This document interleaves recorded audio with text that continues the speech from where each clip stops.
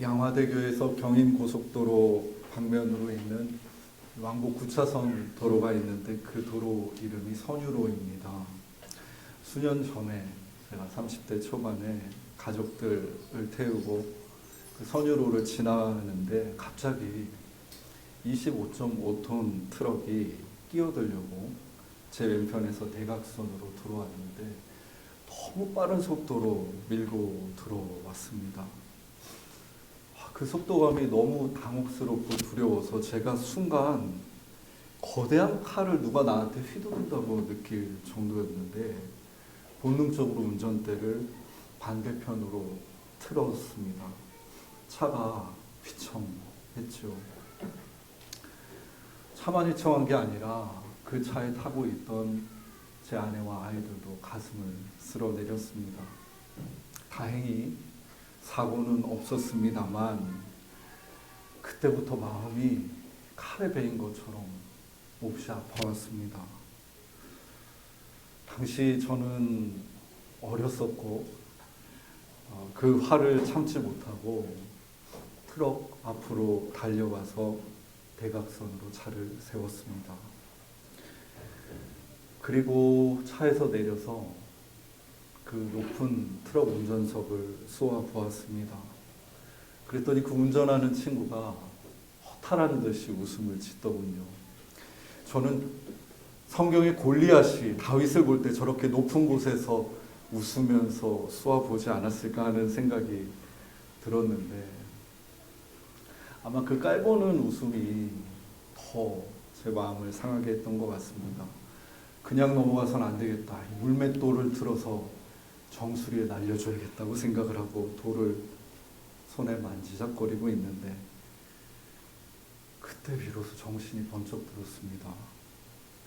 거기가 왕복 9차선 도로의 3차선 위였고 길 위에 세워놓은 제 차에는 아내와 아이들이 타고 있다는 사실을 비로소 보게 된 것입니다.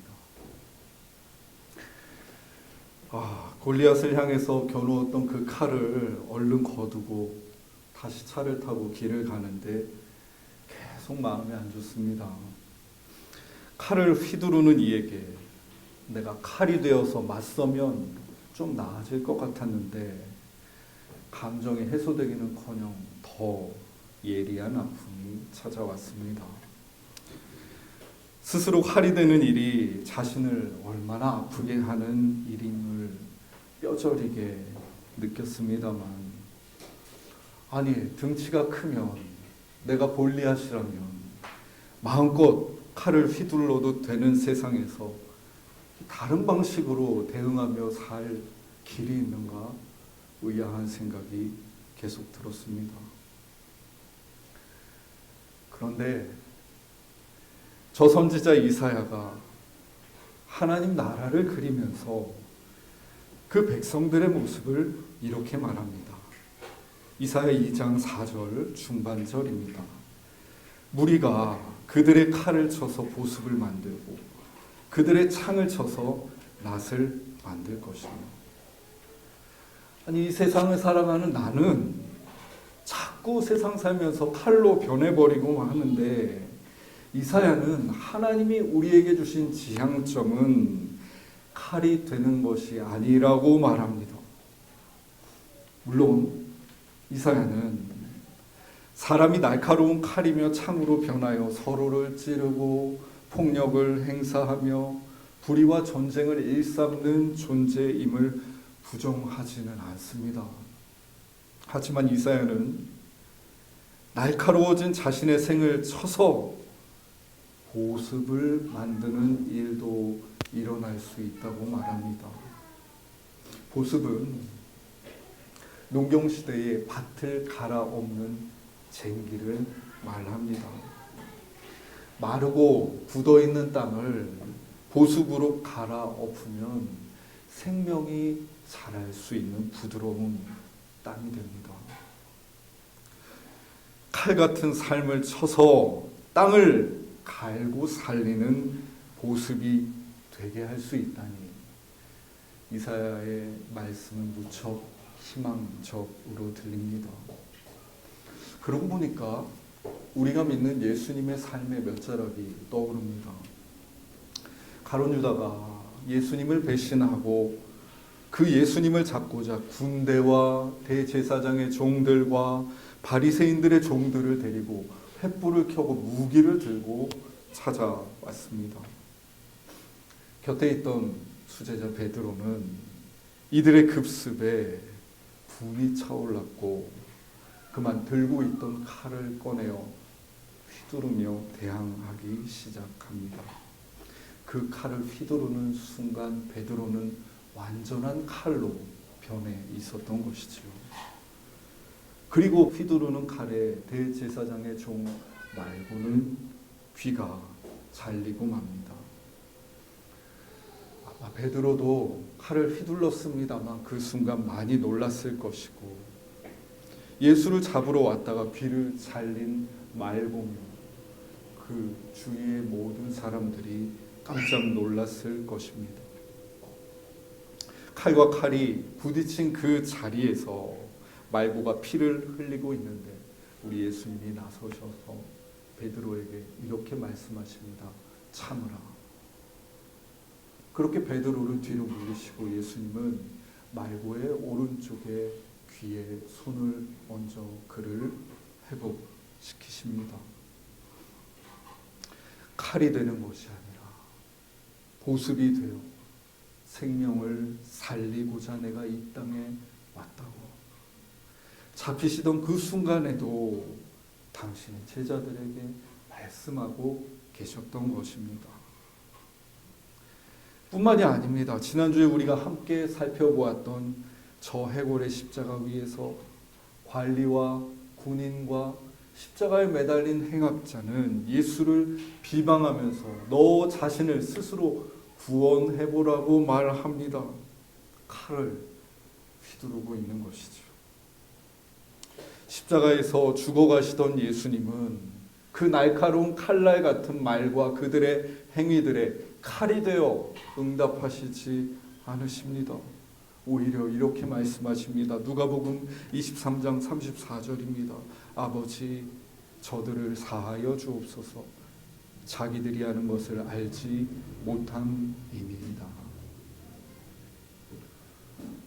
여러분 못이 내 손을 뚫고 지나가는 그 고통 속에서 누가 소리 지르며 날카로운 칼날이 되지 않을 수 있겠습니까? 십자가에 매달려 있으면 숨이 막혀옵니다. 이에 발에 힘을 주고 서면 고통이 아래로부터 온몸에 엄습하는데 그 상황에서 누가 칼이 되지 않을 수 있겠습니까? 그런데 예수님은 그 고통 속에 인간이라면 본능적으로 튀어나올 법한 욕 한마디를 하지 않으십니다. 고난을 초월해서가 아닙니다. 날카롭게 나의 폐부를 찌르는 그 고통을 느끼지 않아서가 아닙니다. 예수님은 십자가 위에서 본능적으로 아니 오래 연습해 오신 대로 칼이 되려는 이 몸과 마음을 쳐서 보습을 만들고 계셨던 것입니다. 그러니 예수님은 칼이 되지 않으시고 저들을 사하여 달라는 기도를 그 폭력의 절정과 같은 십자가에서 들이실 수 있는 것입니다. 그 한마디는 보습과 같아서 메마른 저 땅을 갈아엎는 그리하여 살아있는 땅이 되게 하는 한마디였고 실제로 예수님 곁에 있던 한 강도는 그 보습과 같은 말에 그의 메말랐던 삶이 새롭게 일구어져 예수님을 주로 받아들이게 됩니다. 예수님이 비록 십자가 위에 서지만 칼이 아니라 칼을 쳐서 보습을 만들고 계시는 동안 하나님 나라가 그곳에 임했고 우리 예상을 훌쩍 넘어서는 회복과 구원의 사건이 그곳에 펼쳐진 것입니다. 그럼에도 불구하고 이 땅에서 살아가야 하는 우리에게 칼을 쳐서 보습을 만드는 일이 얼마나 어려운지 우리는 뼛속 깊이 체감하고 있을 것입니다. 자꾸만 작고 큰 일에서 칼로 변해가는 나 자신을 보면서 과연 내 삶을 쳐서 보습으로 만드는 일은 저 이사야의 이상에 불과하지 않은가 하는 생각이 찾아드는 것입니다. 일본의 치요다 시형림이 어떤 테스트를 하기 위한 숲에서 왜 태풍이 불 때 숲에 있는 나무는 쓰러지지 않는가를 연구했습니다. 유전적으로 동일한 15년생 삼나무를 1.8m 간격으로 유지하여 심고 각 나무마다 센서를 달아서 나뭇가지에 걸리는 압력 그리고 나뭇가지가 바람에 흔들리며 기우는 각도를 측정했습니다. 그 숲과의 비교 연구를 위해서 다른 땅에는 첫 번째 심은 나무들보다 2배 먼 거리에 나무를 심어서 같은 조건 하에 두었습니다. 측정 결과 초속 15m 이하의 바람이 불 때는 두 쪽 모두 나무의 진동이 비슷했습니다. 그런데 바람이 초속 30m를 넘어서자 두 숲의 결과는 달랐습니다. 참고로 기상청 자료를 살펴보면 초속 33m가 되면 기차가 탈선을 하고 튼튼하지 않게 지은 집이 허물어질 수 있다라고 경고하고 있습니다. 그 바람 앞에 숲을 지켜본 연구자들은 이렇게 결과를 발표합니다. 이웃나무와 우둥지가 맞닿은 나무는 바람의 진동을 서로 흡수해 전체가 하나의 나무인 것처럼 강풍을 견뎠지만 우둥지가 닿지 않는 나무들은 서로를 돕지 못하고 홀로 풍압에 맞서야 했다. 여러분, 우둥지는 나무 꼭대기에 마지막에 뻗어나온 그 줄기를 말합니다. 숲을 가서 가만히 이렇게 보시면 나무와 나무가 동떨어져 있지 않고 이 우둥지가 절묘하게 맞서 있습니다. 그런데 그 우둥지가 맞닿아 있는 1.8m 간격으로 심겨진 그 숲은 바람의 진동을 서로 흡수하여서 마치 그 숲 전체가 하나의 나무인 것처럼 보였지만 이 우둥지가 닿지 않고 그저 동떨어진 채 심겨진 나무들은 홀로 풍압에 부러지고 말았다는 것입니다. 여기서 우리는 십자가 이면의 비밀을 바라보게 됩니다. 초속 30m를 거뜬히 능가하는 저 십자가의 폭력 앞에서 우리가 믿는 예수님께서 칼이 되지 않으시고 오히려 저들을 위한 용서를 청하는 보습이 되실 수 있었던 것은 그분의 우둥지가 다른 어떤 나무와 다 있었기 때문입니다.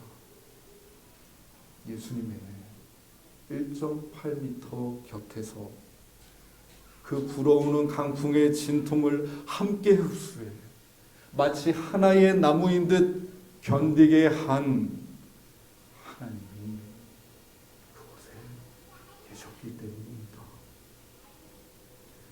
예수님을 찌르는 못과 칼보다 사람들의 날카로운 비방보다 예수님의 가지 끝에 닿은 그 우둥지로 흘러 들어온 하나님의 마음이 그 순간 예수님의 마음을 가득 채웠습니다.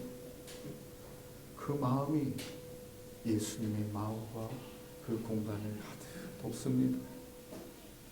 저들을 사하여 주십시오 하는 우리 예수님이 드렸던 그 청은 바로 하나님이 세상을 이처럼 사랑하사 독생자를 주셨던 그 마음이 아닙니까? 예수님은 십자가 위라는 강풍 속에서도 칼이 되지 않고 보습이 될 수 있는 이 신비로운 연결의 지점으로 우리 모두를 초대하고 계십니다.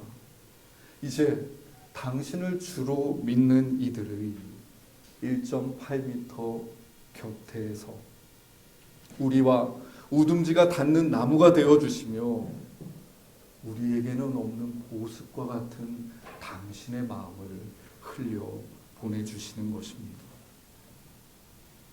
우리 옆에 계신, 우리와 우둥지를 닦고 계신 그 예수님 덕분에 우리는 두 가지 가능성을 가진 존재가 됩니다. 끊임없이 불어오는 바람에 흔들리며 순간 날카로운 칼이 될 수도 있지만 예수 그리스도와 우둥지가 닿아 보습이 될 수도 있는 존재가 되는 것입니다.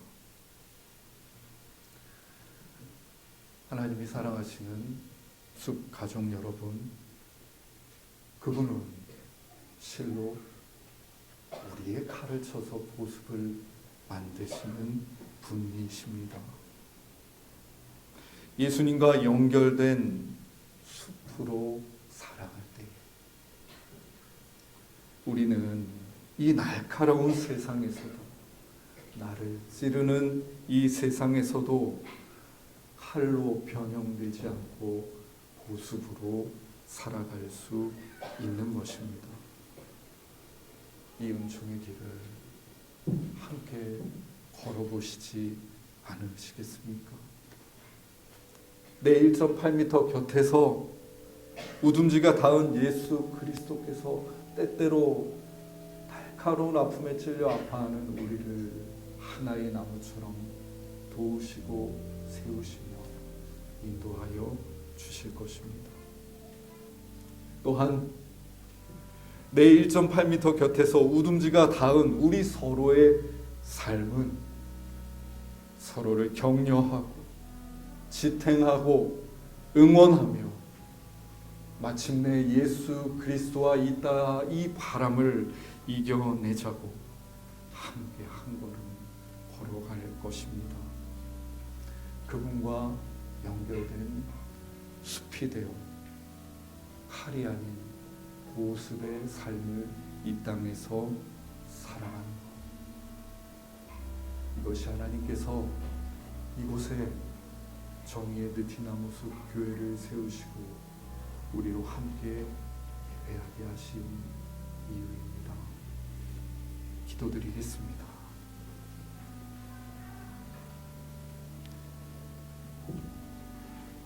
하나님, 눈에는 눈, 이에는 이, 칼에는 칼로 대응하며 살아가자는 이 세상에서 우리는 얼마나 많이 상처받고 상한 갈대처럼 흔들리는지 모르겠습니다. 그러나 주님, 그럼에도 불구하고 이 땅에서 칼이 아니라 보습이 되어 살아가라는 하나님의 한 말씀을 가슴에 품습니다. 무엇보다 먼저 이 땅에서 칼이 아닌 보습의 삶을 사시어 메마른 땅을 일구고 메마른 사람들을 생명 가득한 사람들로 새롭게 세우신 예수님을 바라봅니다. 주님, 우리가 그 주님을 믿고 따라 살고자 합니다. 주님께서 우리의 1.8m 옆에 계시며 우리의 우둥지와 다 함께 비바람을 견뎌내게 하심을 우리가 깨닫게 하여 주십시오. 주님, 우리를 또한 홀로 두지 않으시고 당신과 이 땅 사람들을 이와 같은 숲으로 만나게 하시고 공동체 되게 하사 이 땅에서 칼이 아닌 보습의 삶을 다시금 격려하고 응원하며 살아갈 수 있도록 해주셨음을 기억하게 하여 주십시오. 주님, 주님께서 정의의 느티나무 숲 교회를 세우신 그 뜻을 따라 우리 각자의 삶에서 또 우리가 함께 이루어 나가는 이 땅 위에서 칼이 보습으로 변하는 은총이 나타날 수 있도록 성령님 인도하여 주옵소서. 예수님의 이름으로 기도드립니다.